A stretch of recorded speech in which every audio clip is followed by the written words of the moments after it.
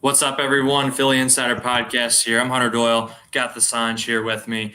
What's And we're up, going to be guys? talking some birds from this past week and also what's upcoming with the Jets and the bye week after that. And then it's really the stretch run from there on out. So first off, Sanjay, how you doing? How you feeling about the birds a few days removed from that loss? And what are your expectations right now? So, as to how I'm feeling, man, I don't know. I'm at a weird neutral zone right now. Hey, you I didn't said, answer how you were doing, man.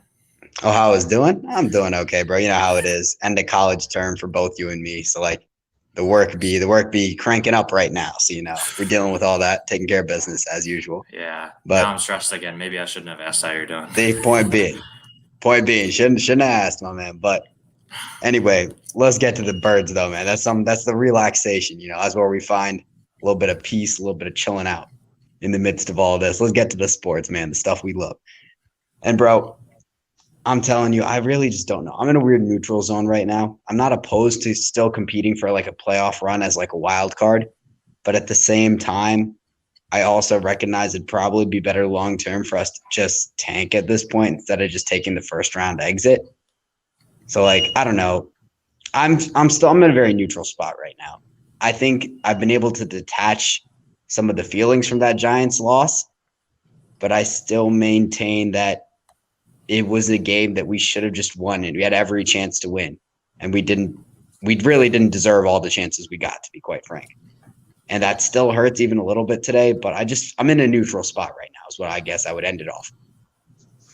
I gotcha. I'm still feeling good about the team. I mean, I still think we're in a great spot, both come draft season and come competing for that last wild card spot. I think that, you know, it'd be great for these guys to get some playoff experience because I think a big part of getting young draft picks is developing them and getting them those playoff reps and getting them that veteran experience that they need. So I'm still very much for going there and going to the playoffs. And you say yourself, Sanjay. I mean, once you get to the playoffs, it's one game. Season's thrown It's out the true. window, That's and it's fair. it's one game at a time. So, look, we're not winning the Super Bowl or anything, but like you never know what can happen if you go on a playoff run. Case in point, the MLB the past few years, Oh and I my mean gosh. the NFL at times too. Mhm. So a lot of wild card teams pulling out some big dubs in recent years, especially since the playoffs expanded. But at the same time, True. like if we lose, like the draft pick does soften the blow every time we drop a game. Like it does help ease my concerns. Only problem being that the Miami pick is moving up, which I don't like. Because the Colts Screw pick, I screw the mean, Dolphins. the Colts Screw got the a tough Dolphins. the Colts got a tough schedule, so they could miss the wild card. But even if they make the wild card, I mean, I think it'll still be a decent pick. But at the same time, that one's going to be the last of the picks. We know that much. Mhm. The Dolphins need to start losing and losing quickly. Like this has been really frustrating because we went from like top, getting one of the top three, top four, top five guys to now we're like, all right, let's hope that pick stays in the top 10. Yep. So it's pretty frustrating, but I'm still feeling good about the team. It was an ugly loss, but I think that's one that this Eagles team has, especially as of late, they've won three of their last five. They know how to bounce back from those types of losses and clean things up. And I trust the coaching staff to get things fixed because honestly, even in that loss, I think there were a lot of individual mistakes that really held us back that some people got to look in the mirror and get fixed. But I also think compared to like the weeks past in which we lost, like the Chiefs game, the Bucks game, and all those types of games, like the amount of like silly pick route mistakes, the silly penalties, Oh my just gosh. the overall like not lining up on the right spot on the line of scrimmage and getting illegal formation, like that stuff. I think I feel confident saying a lot of that stuff is not there anymore. It can always reappear. There's always bad games that you have where it's ugly. This Sunday, I mean, there was definitely some of those mistakes, but I think that's a good sign. But I think we got to start this off by recognizing the Eagles player who won NFC Special Teams Player of the Month this past month, which is Jake Elliott. Quite the year. I mean, we got to give him some props. We don't talk about him too much on here because he's We the do kicker not. and that's his job. But the man has been near perfect this year. He had one kick blocked, not his fault. The other kick he did miss in the Bucks game, so you got to be able to go out there and hit that. But like again, your kicker, you're gonna miss. You're bound to miss a few, and he has missed very. I think he's only missed one outside of the block. I think that was his only miss. So, Mhm. hey, I mean that is just a phenomenal bounce back after last year having some rough patches. Oh my goodness, sure. last year was rough.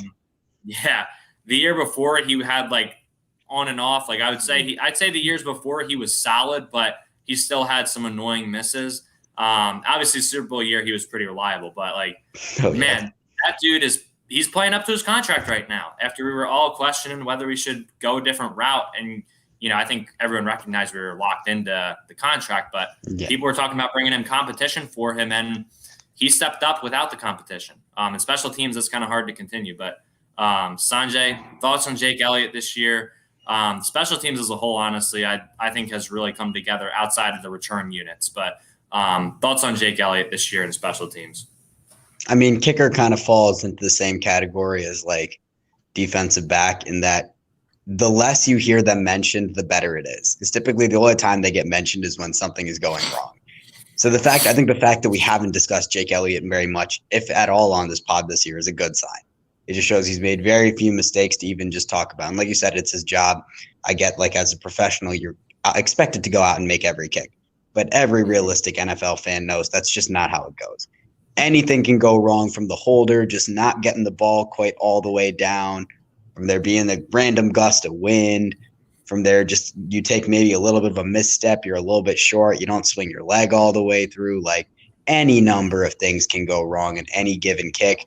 And just how consistent he's been is something to be praised, regardless of whether it's expected from him as a professional or not. I'm happy, proud from Jake. Like, I don't really have much else to say. It's tough. It's tough to give much more praise than that for a kicker, but like, I give him his credit. I do. Absolutely. And so I want to go off of that by saying there's some other stuff to talk about with the injury report right now. We've got some interesting situations with the running backs. Miles obviously went out of the game on Sunday. Boston ankle, is on the injury. I know that's what Hurts has. I mean, I'm not sure what Miles has, but I'm bringing it up right now. So let's see. Miles Sanders. Miles Sanders was a full participant today with, an ankle. So that's good news. Sounds like Miles is going to play. But as for the RB2 spot, Boston Scott currently has an illness, which I guess came up recently. And Jordan Howard has a knee injury, but it sounds like Jordan Howard could play. He was still not practicing today. I think he's probably more likely than Boston Scott from what they say, but they're hoping he'll practice tomorrow. And you're going to probably need him to suit up behind Miles because I don't think they're going to use Gainwell that much. But, Gainwell is there if they need him to go. The only thing being, you can't go into a game with only two running backs, and I'm not sure we have anyone else left on the practice. I don't think there's any running backs in the practice squad. I'm going to go check that real quick. But you're going to need one of those guys to play. Like whether it's Boston Scott playing a little bit sick or Jordan Howard suiting up a little bit early before the bye week, you need one of those guys to get ready to suit up. So I'm looking at the practice squad right now, and we do not have any running backs as I expect. Actually, we do have Jason Huntley. I forgot about him. Jason Huntley just slipped past my eyes, but that is a guy who we both like. We interviewed him, obviously. I do. I would love if he would come up. I mean, I wouldn't mind that at all, getting to see how he's progressed over the years. So in the snaps he had last year, he did good. Yeah. So, in the event that both Boston and Jordan can't go, we do have him as a safety option. So that eases the panic a little less because it's not even about like, obviously you want one of them to play, but before the bye week, it's just, can we get someone out there to play if they both can't go so we can rest them in the bye week? So we'll see. We'll see. I think the Eagles are hoping one of those guys is going to play, but as of right now, they're both not practicing, both Jordan and Boston. So let's say right now, hypothetically, we're assuming they both don't play. What do you kind of expect for, behind Miles if Gainwell's the RB2? And I think even if Jason's the RB3, I think he will get some snaps. And also Jason, something that won't be talked about, he was our kick returner last year. And obviously the return unit has been something Rager, I think, obviously we talked about that week after week. He's not doing well on punts and kicks, but also at the same time, I would also argue not in defense of Rager, but in addition to Rager, the return unit is not setting it up at all. The blocks are terrible. It's very sloppy. That's the only problem I have with the special teams right now. But what do you kind of expect in terms of the running back plan this week, the injuries and all that, and how much, I think last week we saw how much not having Jordan Howard impacted this offensive game plan and the play calling as well, which, I don't think it should, but. I'll say this. I'd be more concerned about the between the tackles game because the issue is if Howard doesn't dress, Sirianni clearly doesn't like Miles between the tackles for whatever reason. I don't know why, because he still does well within the tackles. Like he's not like Jordan Howard going for like 6-7 yards sometimes, but like between the tackles, Miles will get you 4 or 5. Like he's still good. He can still just run upfield. He's still quick. He can still follow a block. Like I think that's more than reasonable, but Sirianni, for whatever reason, has not shown – he at least hasn't shown that he likes Miles running between the tackles. He just likes Miles on, like, first down runs, like shifty plays, like where it's some kind of creative off tackle or out to the wide right or left run scheme. That's more what he prefers to use Miles in because, I guess Miles got the better shiftiness for that. So I'd really worry about the between the tackles game because that's where our run game has been anchored in most of our wins. It's just you get the yards between the tackles, run the clock down, maintain time of possession. So I don't know. That's something I would be on the watch for. With Gainwell, I'm just curious, man. Gainwell's role has been so weird this year in terms of how he went from being so heavily used at the start to then kind of gradually getting more worked into the receiving game. And then all of a sudden he disappeared off the face of the earth. And then now he slowly started coming back into it, but now it's been purely as a receiving option and much less in an actual like handoff type role. So Gainwell, I just have no idea what to make of. I think he is another person to really watch in the midst of all this. How does Sirianni want to use him? I think that's the big thing because I think Gainwell really can do it all. It's just a matter of where does Sirianni think he fits into the scheme. And for Huntley is where I would hope if somebody can get those between the tackles carries and it's not going to be Gainwell, I'd want it to be Huntley just because from what I can remember of his snaps last year, he did a pretty good job just like, trucking through, just doing that forward body lean. He did a good job of that from what I remember last year. He's nothing fancy, but hey, we say this about the man minivan on the Sixers. He ain't nothing fancy, but he'll get you where you need to go. So like if they're just looking for a few short yard situations, I wouldn't be mad if Jason Huntley just went in there to just plow straight ahead. So with all that being said, I think I have a lot of things I want from the run game, but I'm not sure how realistic some of them are, given how Sirianni has shown to use these running backs. Yeah, I'm very interested to see how the running game operates because actually in my free time this week, while I was avoiding and procrastinating doing schoolwork, I made a whole Google Sheets with the run concepts they use this week, whether it produced a 0 to 3 yard run, 4 to 7, and so on, and then included a few big plays as well. And then I calculated like the yards per play. And then I did like the total yards per play and stuff like that. And on the designed run concepts that I counted, they did average 6.75 yards per play. And there's a couple that I don't want to spoil because I'm going to go over for them in the all 22 that I'm hoping to do this week.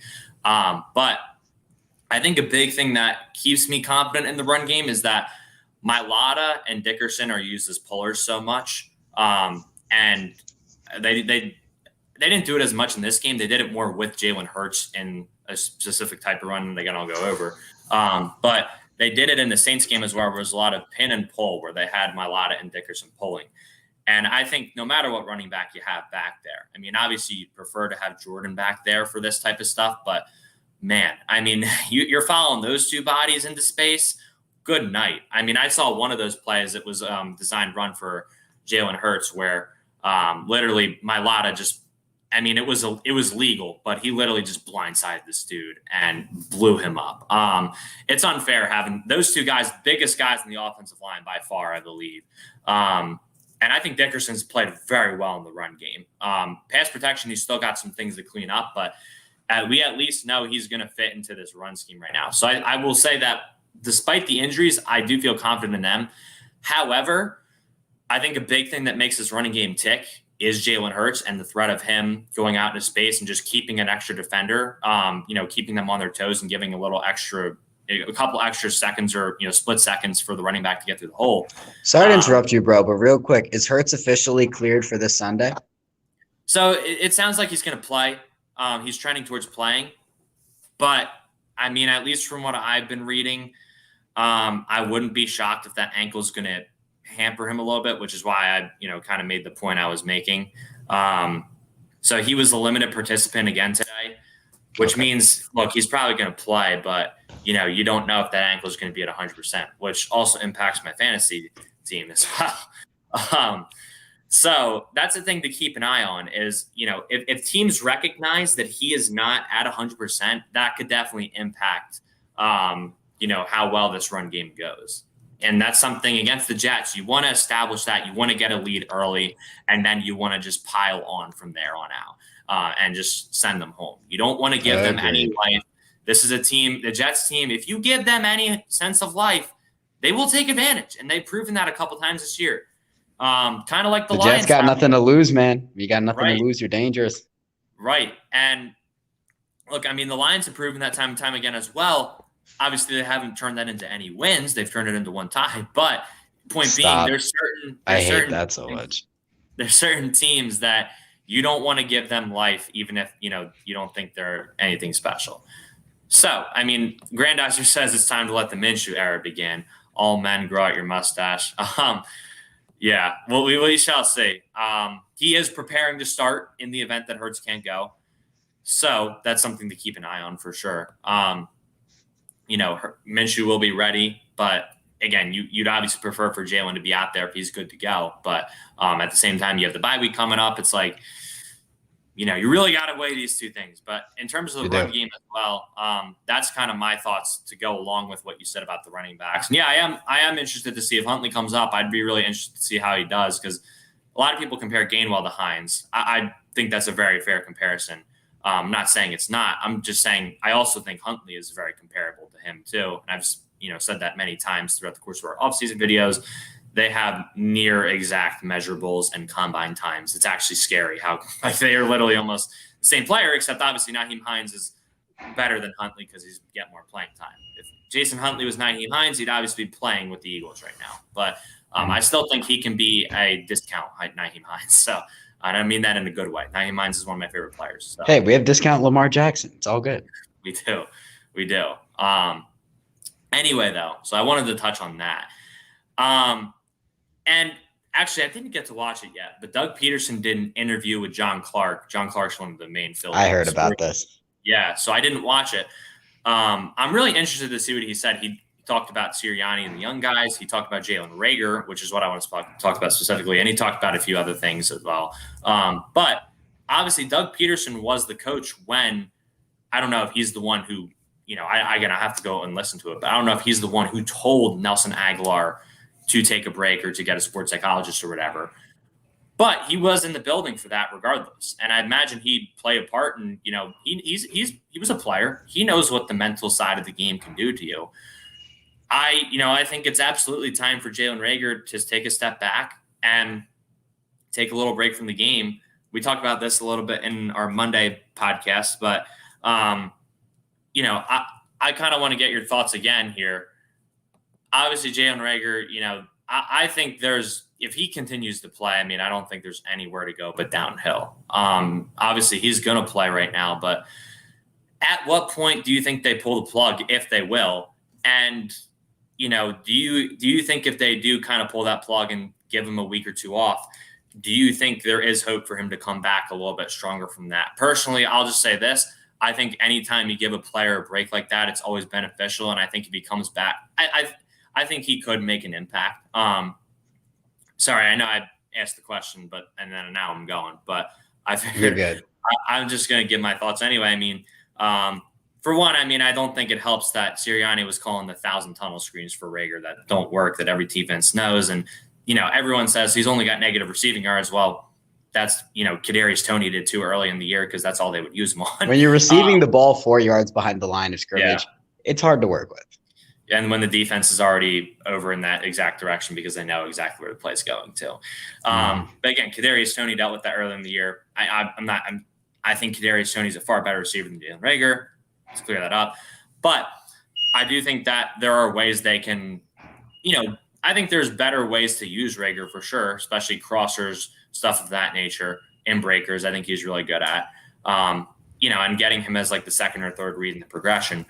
But at the same time, there's a lot he does wrong. And I think that, to get back to what he does well, it'd also be good for the coaching staff to kind of just like get a break from him and integrate him back into the game plan and kind of reevaluate what he's good at. Obviously, drops you can't fix, right? Drops is on him.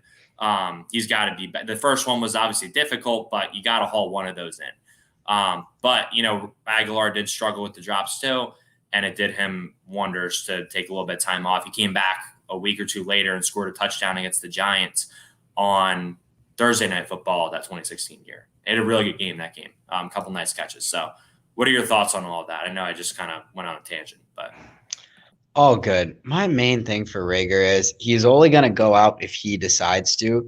I don't think this coaching staff has it in them to say you have to sit. That just doesn't seem like the type of guy that Sirianni or any of those people are. I think they're more of whatever the players decide to roll with, we'll go with that.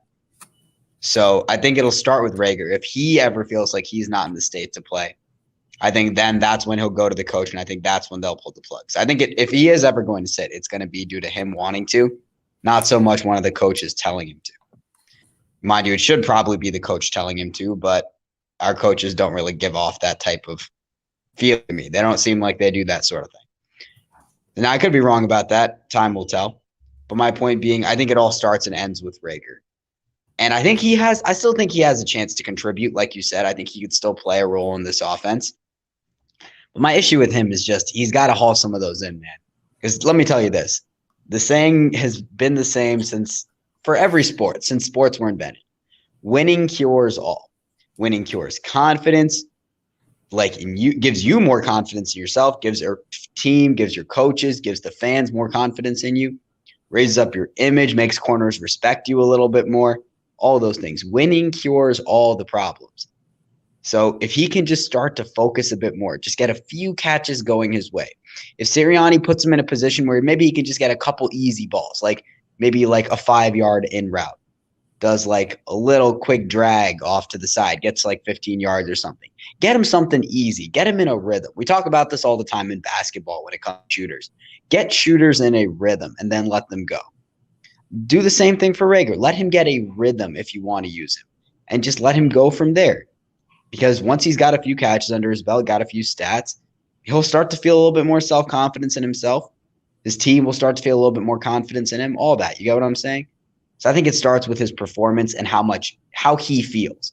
Does he feel like he needs to step away, or does he feel like he's still got it in him that he will just be able to bounce back right away? That's a really good point. And Richie talks about the first drive as well. I think it was going off of what you said, but I mean, yeah, I would pretty much reiterate what you said. If you can specifically in that first drive, if you can get him a few easy catches and get him involved in the game plan, I think that's another big thing is just when he's not really an integral part of the game plan, for any player too, it's really tough to get in that rhythm. And on that first drive, if you can get him a few, again, those jet sweeps. I mean, we talk about it all the time, but it did wonders for him in that Detroit game. If you can get him a few of those jet sweeps, an end around or two, a quick drag route, a quick drag screen or something like that, stuff like that. Just get him a few catches, get him involved in the game plan.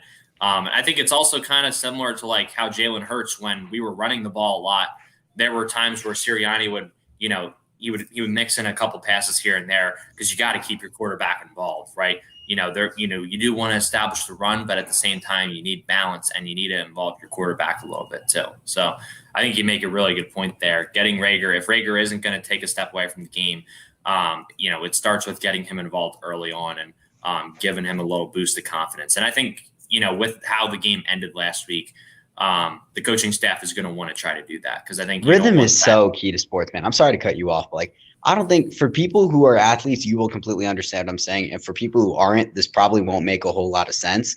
But rhythm is so, and I mean this athleticism at any level. If you played high school, college, even if you're just playing a rec league, rhythm is so key. How you're feeling in a moment, how your mindset is. It helps your mindset a lot. Half of sports, people underestimate when they say half of sports is mentality. Man, I'm sure you played baseball. I was a runner in high school. You understand, bro, your mindset is such a big part of how you play. And that day, if you start off in a rhythm, sometimes it's a little thing. You're just warming up really well. Your legs feel really loose, arms feeling good. And then you're just man, I got it on me today. You're feeling it. You feel that rhythm. You feel the confidence. that does huge things for an athlete, man. Especially if you start off a game or you have some performance, you start off a race right, make a big catch, call a big play, call a big pitch. Like all of those things help so much to just inspire you for the rest of the game going forward. Sometimes if you have a really good showing out like that where you're really in rhythm, it can even inspire a whole season, bro. Like rhythm is so key. I think rhythm is something that gets undersold for athletics a lot. Mm-hmm. Yeah, it comes down to preference, like you said, for Jalen Reagor. Like, I know there's a lot of stuff that happened in the offseason with his childhood friend dying, and I know that really – that's probably still sitting in his mind to this day. And whether, either for him it could either be I need to take some time away, or it could be, well, if I take more time away, that's just going to be more time for me just sitting on that drop from the Giants game, So it might just be like getting it right this week. And I think, the coaching staff absolutely has to get him involved early and often to get that off of his mind. And, if you get him involved early and often and he's like dropping everything or just, terrible vision, making, not really running clean routes, that's when it's time to pull the plug. But you definitely got to try to get him involved. Like you said, rhythm is really key. So going on with that, I want to talk about checking the injury report with, did Driscoll go on IL or IR this week? Do you know? I do not, because did he come back in on the game on Sunday? I don't believe he did. Okay, so I just looked it up. Wait a second. It says Jack Driscoll's season is over after being placed on IR for the second time. So he is done. Brett Toth is now on the roster, so Brett Toth kind of plays tackle guard. He'll just be the backup. That means Herbig's going to be in. I think with more time, Herbig's going to be fine. Last week those were inexcusable holding calls, and he definitely struggled a little bit. But, I think we saw in that it really is crazy looking back to that week 1 game last year that literally hours before the game we find out it's going to be Driscoll. I think we knew one of them was going to start, but Driscoll and Herbig both had to start in that game. And that was obviously an ugly game for the offensive line. They played okay, but, as the season continued and progressed, both of them really, really improved a ton. And I think I want to give a shout out to Driscoll. I thought he had a really nice year this year, and I think he is going to be, at the least, I think he's going to be your 6th offensive lineman in the future. Like the first backup that comes off the bench if you're Driscoll's got a bright future with us. Absolutely. And I think Herbig had a really, really nice 2020 season. I'm looking to see if he can build upon that because obviously he has not been favored by the coaching staff. And as much as I think he, should have played over a couple guys that were in there early in the season, maybe he was not performing well in practice. And that's something we don't get to see. And maybe there's a reason the coaching staff has had him behind. But it'll be interesting to see how he performs. What are your thoughts on that situation right now? That's obviously an unexpected blow to the team. I think Driscoll is playing well. What do you think about his performance? Like you just kind of mentioned it. And Herbig coming off those holding calls, how he can perform moving forward. Bro, Driscoll was having a huge year. And prior to last game, I'd argue that Herbig was playing really well too. Like, yeah, I know this is my big thing for that. Exactly. This is my big thing for that. When they were both in, you could see the time. It wasn't noticeable that they were in. It took me a second to even realize that Jack Driscoll had come in as a replacement when he first got in there. I think I only noticed it when the announcer called out his name. Like they were filling the role of starting offensive lineman. It wasn't like there was a noticeable downgrade. They were getting like abused down there by like the defensive line. They were holding their own, and I give them credit for that. Obviously, this last game, Herbig had a lot of costly holding penalties. You can't have that. That's not excusable, and I'm not trying to excuse that. But my point being, like, it was more of a one-off. Like if he consistently did that, it'd be something that I'd be more worried about. But you have a rough game every once in a while. I mean, you got like a 300-pound athletic freak of nature like coming right at you. You're gonna screw up from time to time. You just are. The people who don't do that are like far and few between, and they're typically Hall of Fame offensive linemen. Like that's just a given. Every once in a while, you're gonna have an off game. If it becomes more of a consistent trend, it's something I'll worry about for Herbig. We're not there yet. So my point being, for right now, I view it as more of a one-off. And then when it comes to Driscoll, man, like you said, his future with us is so bright. The growth he's shown from the time we drafted him has just been amazing to watch, to the point where now he really is just like, he's only the 6th lineman because the rest of our starting offensive linemen are just amazing. And as soon as anybody Yeah. goes out, he's like the first guy in. Like there's no question. Everybody's like, put Driscoll in. It's time for him to get in there. Like somebody's down, put Driscoll in. So my point being, dude, I feel fairly comfortable with Herbig still being in, but Toth, I always struggle to say his name. Toth. Toth. Not thought. I wasn't getting there, but okay. I thought that's what you said. Toth, he's all right. Like he's not bad. I'm curious to see if he's developed any much at all, but I doubt it just because the fact that they're only calling on him now makes it seem like he's still probably at that same level he was, where he's serviceable, but we'll be able to tell he's a backup. And maybe he proves me wrong about that. Maybe he's taking more of a jump than I give him credit for. But if so, I just need to see it on the field. Like the only memories I have of Toth are him being just what I just said, being serviceable. Like he's not going to absolutely ruin the game, but he is also definitely a backup. He will make some backup mistakes and some backup plays. So I don't know. Toth is the one I'd be watching for him. It's going to be curious to see how he plays. Definitely. I'll start off on Toth first because Grandizer mentioned him. Yeah, I mean, a big thing too was the Army ran pretty much all triple option while he was there, I believe. So it's just under center. You know, you get those guys. You know, it's not really you're learning specifically how to block triple option. Like you're not really out there learning to pass protect very much. So the fact that he came into that Ravens game last year and did pass protect pretty well. I mean, I think that says a lot about where he's come since the draft. But obviously, like you said, Sanjay, he is a backup for a reason. I think he was on the practice squad up until this point. But I think the fact that we have a guy like Brett Toth is what a lot of teams' backups are like. And he's not even like our first option. I think that says a lot about our depth, like you said. You know, he's not a guy I want out there starting at any point. But if someone gets hurt for like, I don't know, 10, 15 snaps or so, we might be able to survive, which most guys from practice squad you aren't able to say that from. Cough, Jermone Brown. Not going to talk about that. And yeah, with Herbig too. I mean, if he can get a little better with the run blocking over the offseason, because the season's over now. But if he can get a little better with the run blocking over the offseason, man, he's going to be a good player. He's going to be a really Herbig's really season player. Is over. Driscoll, my bad. Okay. If Driscoll can get a little better with the run blocking. Herbig, I think, you know, stuff he's got to put together, but I still feel good about him too. And Richie, I mean, I didn't want to say it, but yes, Opeta is technically the next man up. Personally, I would take Toth at either guard or tackle because I think Opeta is mostly a guard, but I think Opeta is that bad. I'd seen enough of Opeta last year. Well, if anything happens, I guess we'll see if Opeta has improved. Hopefully, he is a present surprise, surprise. Sorry, but we shall see. And yeah, Brandon Brooks, that's also a good point. Brandon Brooks, you know, only went on IR once, and he has been out for a while, but, you know, there's a chance he returns at some point, and then Herbig is the backup again.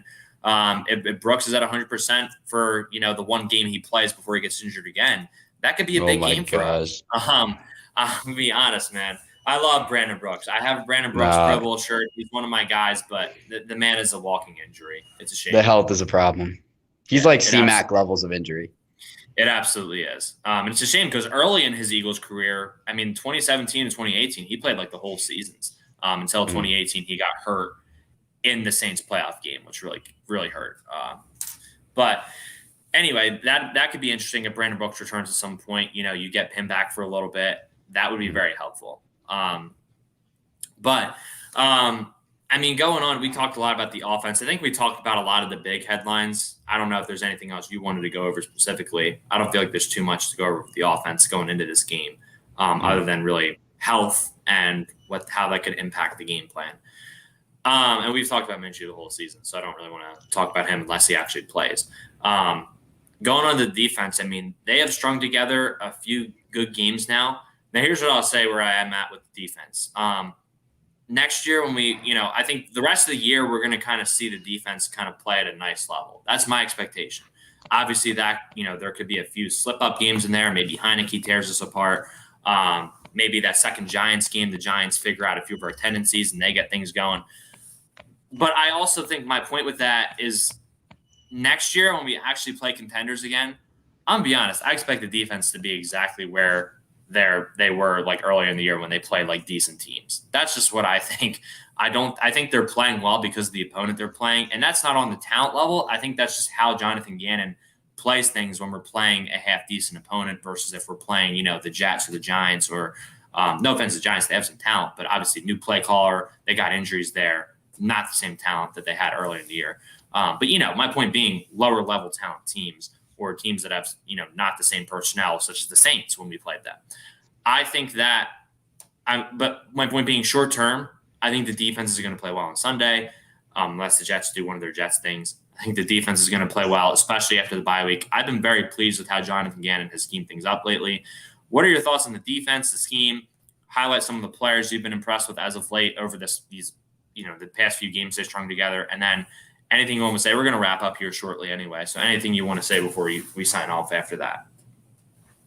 I got you. So my overall feeling for the defense, I think Gannon has shown a little bit more adaptability over the past few weeks. Not like a whole lot. Like I'm not willing to go outright praise him, but he's shown a little bit more. He's not just running cover 2 every play. So like I appreciate that. He's at least mixing it up. The blitz packages are getting a little bit more diverse. Again, not a lot, but a little bit.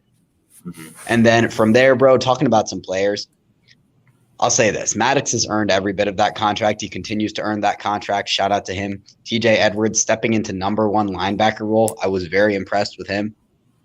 Then you go over to Singleton's role has kind of changed, but I'm curious to see what he does in more of like a blitzer role. It's a bit interesting. It's not really how I pictured him being used, but it's kind of working right now. So I give that some props. And somebody to keep an eye on, I'm not really so much impressed with as just to keep an eye on. I really want to see if Hargrave can come alive in the back half of the season because he was very hot to start, and now he's just kind of faded out a little bit. So that's something to keep your eye on. And I'll say this also for the defense as a whole to wrap this up. I think a large part of it when it comes to running a zone defense is rhythm. How well do you know this is where I'm supposed to be breaking in? How do you know this is where I'm supposed to be fading out? This is how much depth I should get. This is when it's time to crash a route. This is when it's time to pass off the route to the next zone. Like learning these instinctual, rhythm-based things, I think takes some time. And I think that's also an element to how this defense has started to gradually play into shape because they're starting to pick up that rhythm with each other now instead of just being like, well, do I pass this route off? Am I really deep enough here? Do I jump this route or do I stay back? Like they're starting to get the instinct to answer these questions just in the moment. So I think you're seeing a lot of that. I think that's just going to help the defense as they go forward. But like you, we have also had a notable decrease in schedule strength. So that could also be the explanation. It really just depends. I don't know. We won't be able to see that until we play another actually good team. So that's something to just keep your eye on. And I do actually have to go right now, man, because I do have class. Oh, good. But let me give my score. Do we do the score prediction here, or are we saving that for the pod preview tomorrow? So the pod preview will be tomorrow, probably at 3 p.m. your time. Are you going to be able to make that, or I will be able to make that? Okay, so we'll save it for that. We'll be having a special guest on, but yeah, give your if you want to give your prediction now, or if you want to save it for that.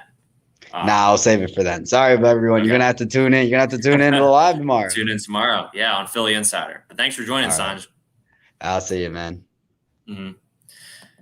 I will say Sanjay does make a good point about the defense too, and that they're starting to adjust a little bit more. And look, it takes time when you have a new defensive scheme, new offensive scheme too. Maybe that limited the play calling a little bit earlier in the season. Now these guys are kind of getting the hang of things. Now I will say something that even once these guys learn the scheme, you're going to get new guys each season. 1, 2, other teams are going to adapt to what you're calling too. So once they kind of see what we're doing. Next year we're going to have to adjust back to, kind of like when Chip Kelly was here, people started figuring him out a little bit more second and third. Well, third year is more because he traded away everyone, but people started figuring him out a little bit more. Same with Doug. People started figuring him out a little bit. So that'll be something we'll have to monitor down the road. But like Sanjay said, TJ Edwards stepping into that Meg linebacker role. He's played very well in both the run game. Obviously we knew he could get his run fit and get there quickly and adjust as there's pulling guards. We know he's very good at that.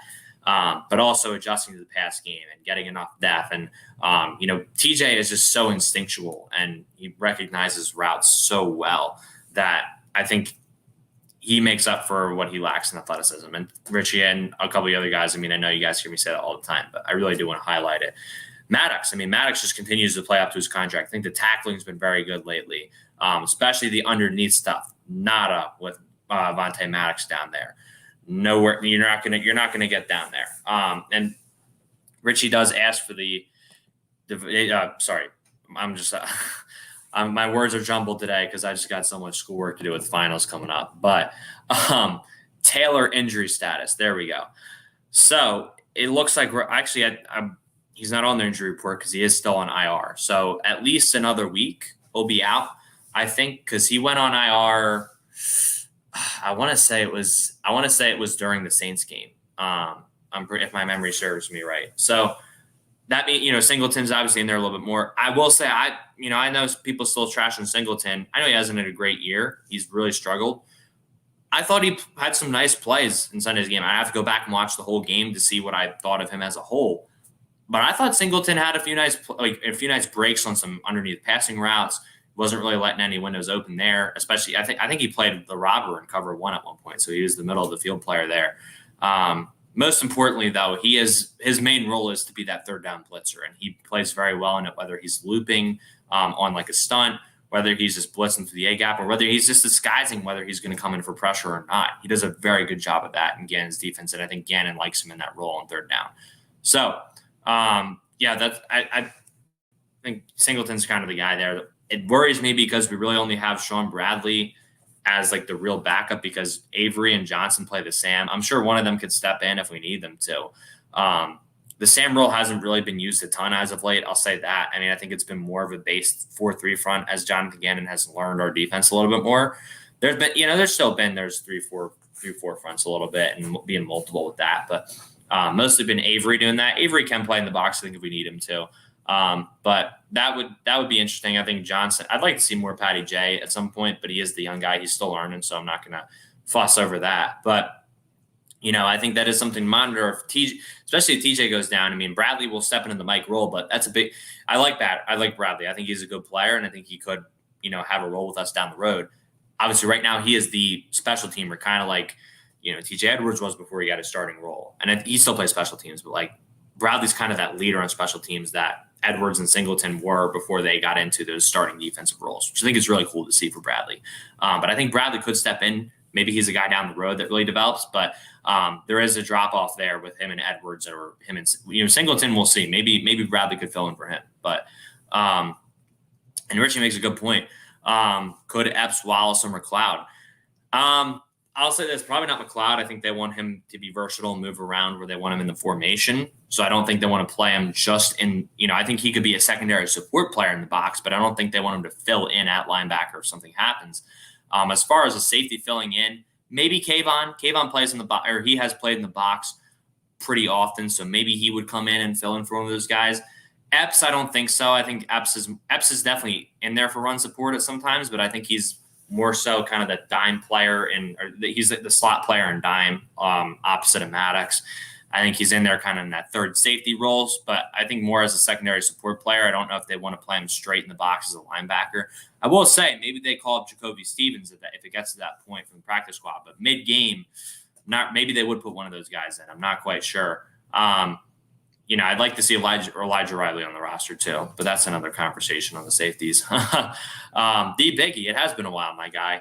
A long time no see. I hope all is well with you too. And we never collabed, so let me know if you want to collab at some point. We'd love to do that. And I still catch your videos every so often, and especially when I'm frustrated, I go to your channel a lot. So even if I don't have the time to comment, I do check your videos out. So we appreciate you for your content, and it's good to see you, man. Been too long.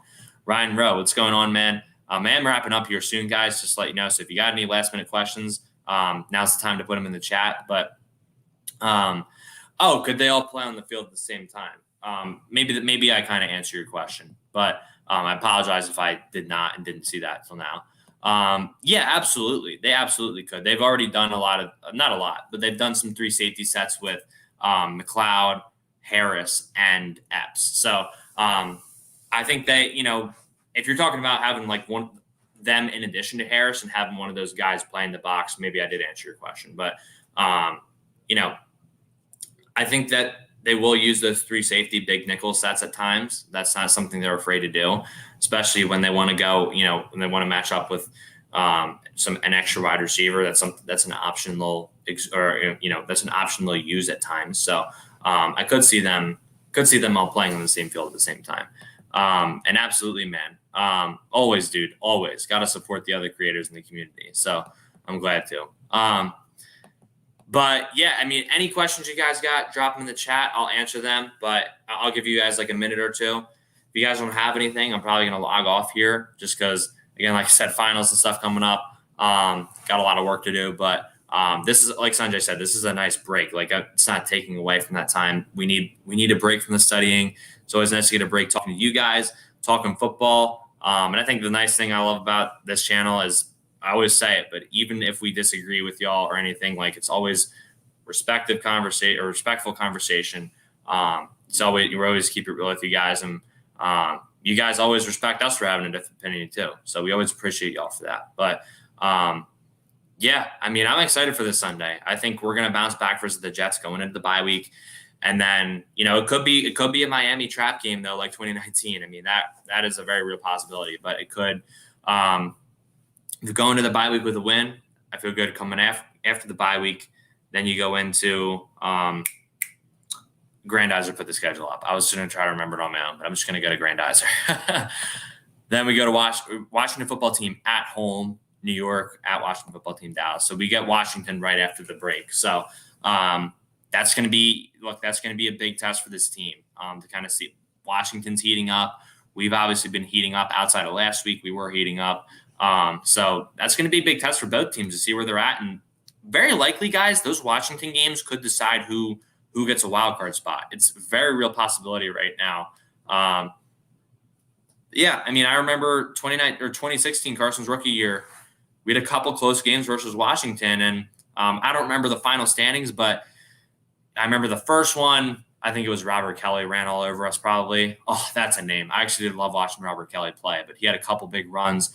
And then the second game, we were driving downfield, and I think Ryan Kerrigan strip sacked Carson on the last play. Shout out Ryan Kerrigan for doing absolutely nothing. But hey, I guess at least he's not terrorizing us. So maybe that's why we signed him. But it is really tough watching him on film. Every time I watch him, he just kind of gets stalled. He doesn't have the same strength to bull rush anymore. He might have to switch to more of a finesse scheme. I didn't watch a ton of his sacks previous to when he got here. I just remember seeing him in the backfield consistently, but my guess is that he was more of a power guy in terms of rushing, but he might have to switch to more of a finesse scheme and adjust as he gets older to stay around in the league. But yeah, we'll see. I mean, I'm excited. Doesn't look like we got any questions coming in, so I will probably head out, y'all. But I appreciate y'all tuning in, as always, to the content. Thank you guys so much for the support. We appreciate all of you guys a ton, more than you guys know. We're coming up on 700 subs. We're 40 away, I think, right now. And we're chasing that 1K. So we're 340 away from that. So we appreciate all you guys. And yeah, run, baby, run. He's a full participant. Thank the Lord. Fly, Eagles, fly. We will see you guys later. Peace.